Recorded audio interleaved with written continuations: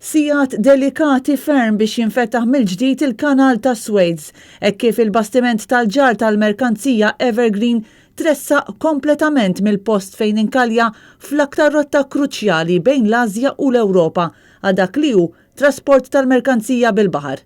It-tnejn filgħodu kien hemm ċelebrazzjonijiet kbar kif wara sija twal ta' ħidma dan il-bastiment tal-ġarr tal-merkanzija tressaq mill-post fejn inkalja u inqala minn mal-ġenb tal-Kanal.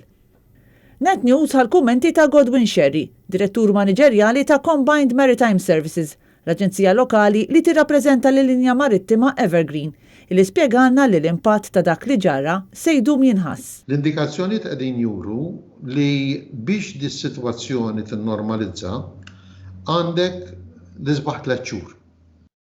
Kien hemm diġà sitwazzjoni diffiċli minħabba l-COVID.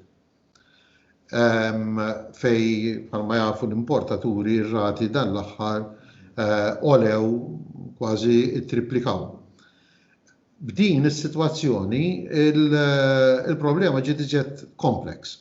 Is-sitwazzjoni fil-Kanal ta' Suez ħallet impatt anke fuq il-merkanzija li kienet fit-triq tal-lejn pajjiżna, kemm dik li hija għas-suq lokali kif ukoll dik li tasal f'pajjiżna għat-trasport.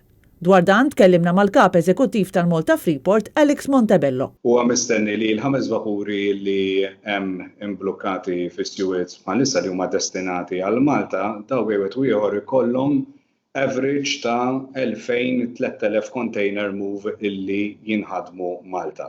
Issa minn dawk it-3000 container ikollok 96% approximately illi jkunu xogħol ta' trasport, jiġifieri li huma destinati għal pajjiżi oħra, għal portijiet oħra fil-Mediterran, fil-waqt li the remaining 4% ikunu destinati għall-industrija lokali. Sa tnejn kien stmat li dan l-inċident kien żamm kważi $10 biljun Amerikan f'merkanzija maqbuda fuq il-baħar. Il-bastiment li kapaċi ġor 20,000 container u li huwa twil daqs 4 grounds tal-futbol wara xulxin inkalja fis-Suez 60 milu.